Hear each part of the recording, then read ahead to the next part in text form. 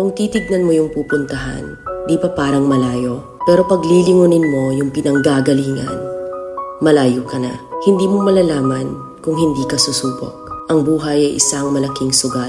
Kung lagi kang takot sumugal sa isang bagay dahil takot kang mawalan, mauubos lang kung anong meron ka. Kung hindi ka mawawalan, hindi ka rin magkakaroon. Kung ano man ang mga desisyon mo ngayon, yun ang magiging buhay mo bukas. Lakasan mo lang yung loob mo. Dahil ang mundong to, aapakan lang ang mga mahihina. Ibangon mo palagi ang sarili mo.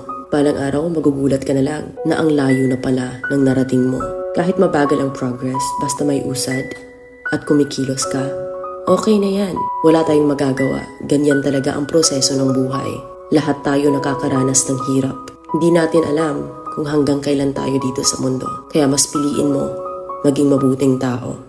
Ang pinakayaman na maituturing natin sa sarili ay ang ating mga pangarap. Kapag handa kang abutin yung mga pangarap mo, hinding-hindi ka maghihirap. Kung lagi kang may pinagdaanan sa buhay or pagsubok, pruweba lang yan na isa kang magiting na sundalo. Sa mga pagsubok, diyan ka aangat, diyan ka babaguhin. Yung tatag mo kung paano ka mag-ayos ng problema. Hindi ka magtatagal sa mundo. Lubos-lubusin mo na. Gawin mo yung mga bagay na handang iangat ang sarili mo. Huwag mo isipin yung mga sinasabi ng iba at huwag na huwag kang panghihinaan ng loob dahil lahat ng tao ay may iba't ibang desisyon at iba't ibang sitwasyon.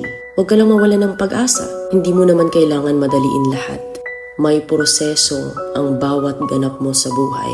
Alam mo kung ano yung nakakapagod? Ang palaging patunayan ang sarili mo sa ibang tao. Sa mundong to, piliin mo ang hindi magarbo. Keep it low-key ka lang. Simple.